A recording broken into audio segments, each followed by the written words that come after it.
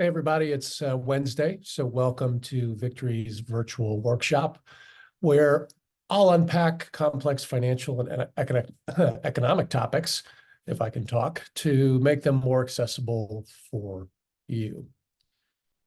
I am still Patrick Huey, and today is March 20th, 2024. Today, we're going to check in on the retirement landscape and what it looks like here in 2024.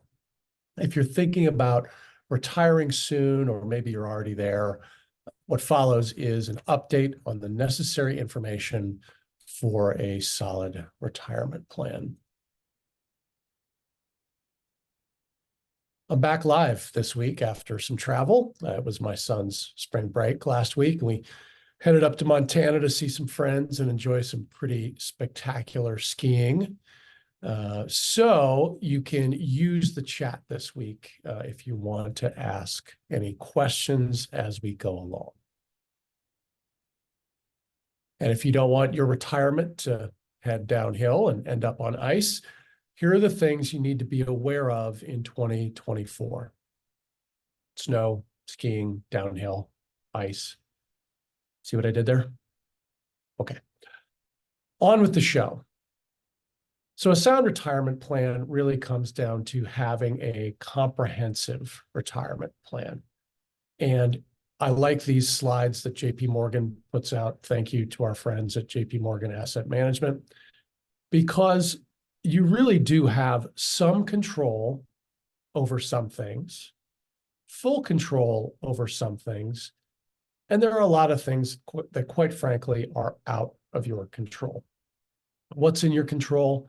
Well, that's your savings and your spending, how you allocate your assets, what you can tolerate as far as risk, and where you put those assets in what type of accounts.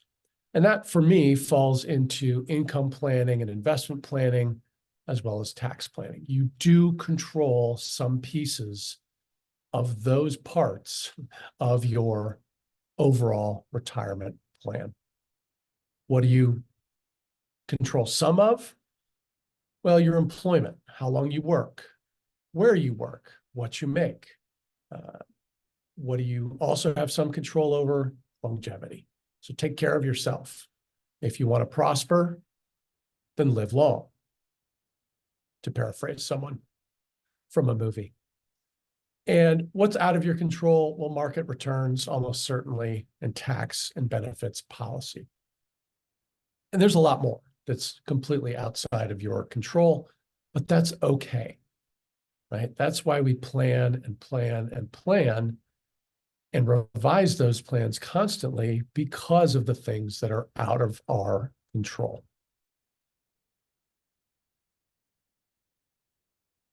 Some of you may have seen this before. If not, if it's new, this is what I like to call my SMART approach. And it's really a meeting that I have with folks early on to assess where they stand with these things: tax planning, income planning, healthcare planning, estate planning, the things that should be somewhat in their control, and decide if it makes sense for them to work with me and put more of those things in the controllable basket through planning. So this SMART approach looks first at sources of income. Do you have a written plan? Do you know where you're going to withdraw from? Are you confident that these savings are going to last for yours and your spouse's potential lifetimes? And then, not necessarily because it goes in this order, but because it makes a nice acronym, we go on to medical and healthcare. Do you have a plan to cover future medical costs? If your plan is, I'm going to go on Medicare, I got news for you. There are out-of-pocket costs even in Medicare. Medicare does not pay for nursing care, and the cost of Medicare is not static. So you really do need to think about how you're going to pay for those types of things over time. Advanced planning. So are you looking at where your assets are going to transfer when you're gone? Do you have a will and trust in place? And are you sure that your estate plan takes into account your charitable giving and where you want your assets to actually go? Risk management and investments, do you know the amount of risk that you're taking? Are you confident that you are going to achieve your objectives given the amount of risk that you're willing to take? And are you confident that political or policy changes are not going to negatively affect you? And then finally, tax efficient strategies. Do you have a plan in place to reduce or minimize taxes whenever possible? And that is on an ongoing basis, not just on a year in, year out basis. Do you have a plan in place to minimize your required minimum distributions? Because every required minimum distribution has an investment partner sitting with you. His name is Uncle Sam, and he's going to take a portion of what you ultimately withdraw. And are you looking at how your estate plan will minimize taxes for your heirs as well? So that's the smart approach. I think it's a good way, it's a good snapshot to find out if you're on glide path for retirement and or in retirement.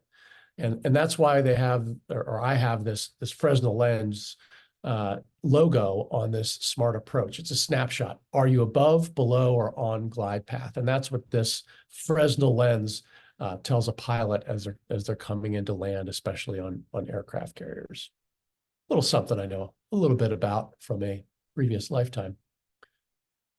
So the first thing that we always end up talking about with clients is life expectancy. Why? Because this whole retirement planning thing would be so much easier if we knew exactly when you were going to pass on. Then it'd just be a matter of working back from that date and figuring out how much money we needed to get you through to that particular date. But we don't know that. And we have to make some educated guesses along the way to make sure that we don't run out of money for you early on in retirement. Your money cannot expire before you do. That is the golden rule for retirement planning. So we have to look at the life expectancy probabilities. And I almost always have this conversation with new clients when we start to go through this, because I'll point out if they're age 65 today, then the probability is that at least one of the two of them, if they're a couple, are going to make it into their 90s. And typically they'll come back to me and they'll say, well, I'm never going to live that long. And yet I'll be talking to somebody who's in perfectly good health at age 65. And the answer to that, or the comeback to that is, if you're not, then who is? Because somebody is making these averages go up to where 90% of 65-year-old couples are going to have at least one of them reach 85, and 73% of them are going to have one making it to age 90. If not you, then who? Okay. Now, this is a very common misconception, not only with investors, but with human beings in general. We have a very difficult time imagining ourselves getting older. We have a very difficult time imagining what our lives will be like 10, 15, 20, 30 years down the road. And that little hole in our logic keeps us from ever being able to think that we would live into our 90s. Although statistically speaking, it's pretty rare that one of two in a couple won't live into their 90s. So I encourage you to really think about life expectancy and be realistic and be conservative, knowing that the worst thing you can do for your children is to run out of money and have to move back in with them later in life. So let's not do that. Let's prepare to retire on our own terms, okay? Let's understand that retirement is a very different proposition today than it was 30, 50, 70 years ago. The old generation retired. They were done. They were worked out, and they had a significantly shorter period in retirement than we do today. And that's important. Quick fact here is Social Security was originally offered at age 62, not because anybody was trying to be generous, but because 62 was the median age of death when they created the program. That's how long people were expected to live. And half of the people on Social Security would pay for the other half who survived. So when you look and see that, now we're expecting people to live into their 70s, 80s, and even 90s, retirement is a much longer proposition. And guess what? That's a long time for people to get bored. So what you're seeing now is people in their 60s, sometimes even 70s, who are in this bucket. They stay active and involved by working. And as crazy as it may seem, at least 38% of them enjoy it. They enjoy their work, so they keep on going into their 60s, sometimes even their 70s. And I've got clients who have continued to work in some capacity well into their early 80s. So don't think of retirement necessarily as a switch being flipped. There may be a phase in and phase out period to your retirement as well.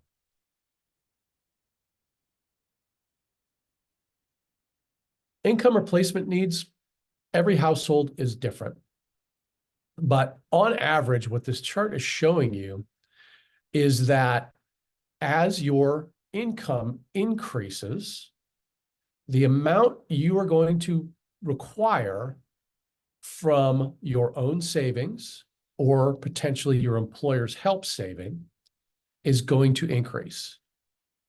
And it's a fairly large increase as time goes on. It goes from 42% in the $100,000 income level to 56% as you hit $300,000. And the reason is fairly obvious. Social Security benefits are capped. They're only going to pay for so much in Social Security, and you're going to be on the hook for the rest. That's the bad news as your income rises. The good news is your changes in expenditures, meaning taxes and fees and things that you pay before you retire, those typically drop off much quicker for higher income brackets than they do for lower income brackets. Now, I would posit to you that some of that may change, and we'll talk a little bit about why when we start talking about taxes. But if you're assuming that you're going to pay a lower tax rate in retirement, even at some of these higher income brackets, that may not be the case. Another one we tend to go into some depth with clients with is Social Security benefit claiming considerations. I know some people don't trust Social Security at this point. They know that it's underfunded. They know that by 2034, the program is going to incur a shortfall, and that makes them nervous. But my job is to make sure that you get all the benefits that you are entitled to. And for me, as you can see on this chart, it's fairly rare that I would tell someone to take Social Security early. Why? Because as long as you are expected to live, let's say, into your 90s, and again, the chances are, if you're a couple, one of the two of you is, and your rate of return, expected rate of return, is fairly moderate or conservative. In this case, it's a little bit over 6.5%, maybe 6.75%. If your expected rate of return is below that, you should be claiming at age 70. Right? You should be getting the maximum out of Social Security that you possibly can. Now, that may depend on how much in assets you have elsewhere. We don't want to deplete your liquid assets in order to put off claiming Social Security. But if you've got an IRA and it's fairly sizable, and you can stretch out, some payments so that you are funding your own retirement from age, let's call it 66 to 67 to 68, and maybe even all the way out to 70. Typically, we want you to do that because of what it shows you on this chart.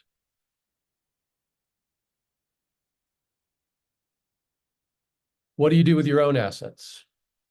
How much can you take? Well, a lot of people have heard about this 4% rule. And the 4% rule states that you can take out around 4% of an initial withdrawal percentage and have a high likelihood of not running out of money over the next 30 years.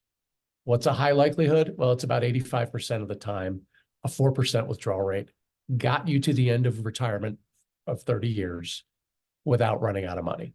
Not bad. Not perfect, but not bad. But what's also interesting is that 66% of the time, you ended up with more than $1 million if you started with $1 million. Interesting, right? Sometimes it even grew to 2 million, 3 million, 4 million, 5 million. What that tells you is there is a very wide disparity in the sequence of returns when you look at these scenarios. Okay, so your rule may not be a 4% rule. You may end up taking 6 or 7 or 8 early on in retirement while you're waiting for Social Security, and then let that kick in, and then maybe it drops to 2 or 3%. And this is all highly dependent on how well your investments do early on in retirement. If you get hit right out of the gate with a nasty bear market, your first or second year in retirement, your probability of success, your projected outcome using even a 4% rate of withdrawal is different than somebody who is flat or positive or highly positive during those first few formative years in retirement. Rising health costs. This is where we start to talk about healthcare. On the left, $542. That's as of today, a 65-year-old in today's dollars. That's what they're spending for Part B premiums, Part D premiums, out-of-pocket costs, and some type of supplemental policy. We expect by the time they're age 95, that to almost triple. And that's why I say you need to have healthcare planning as part of your overall retirement plan. We're projecting somewhere around 6% as an annual healthcare inflation rate. And that's not new, at least not to me. We've been hovering around 5.75% since I started planning for retirement with people about 15, 20 years ago. Closer look at taxes and tax planning. Remember, these brackets, which are the 2024 brackets, are set to revert to the pre-Tax Cut and Jobs Act brackets in 2026. Okay, but only if Congress does nothing.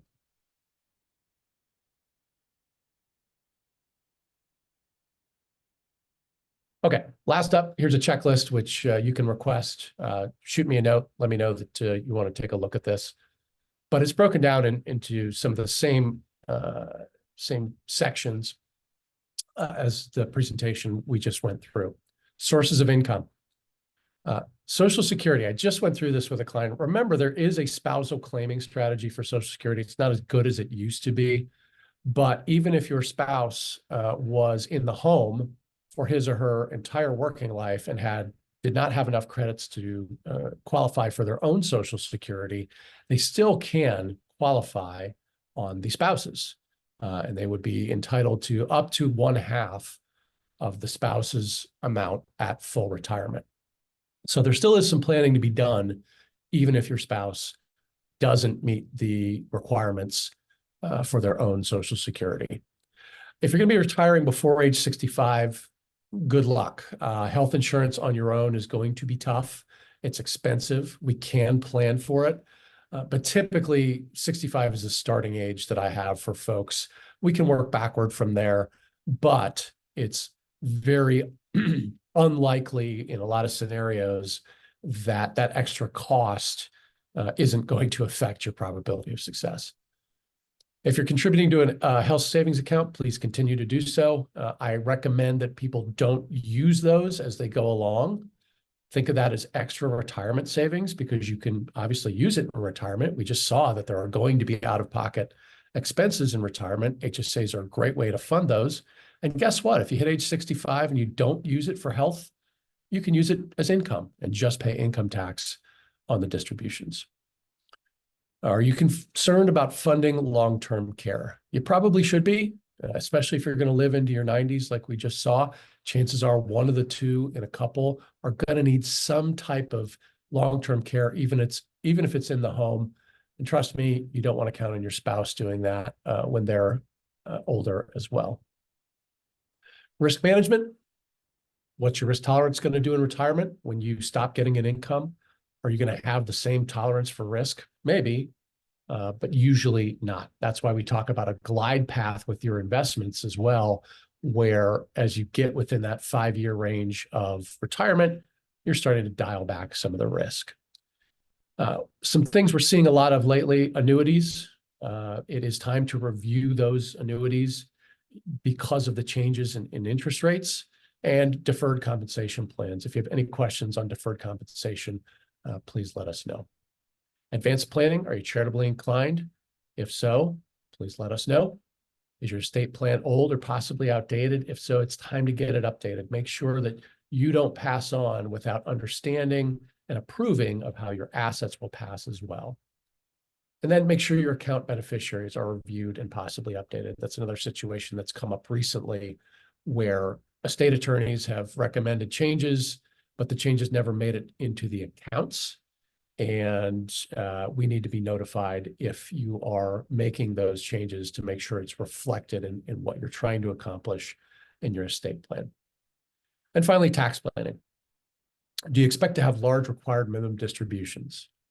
If you do, if when we look at your income plan, we're seeing, larger than necessary required distributions, meaning your income plan requires one thing, but you are going to get more because of the required minimum, we might want to take a look at doing Roth conversions to minimize that tax impact further down the road, where we think tax brackets will be changing and tax rates will probably be going up once the Tax Cuts and Jobs Act does expire.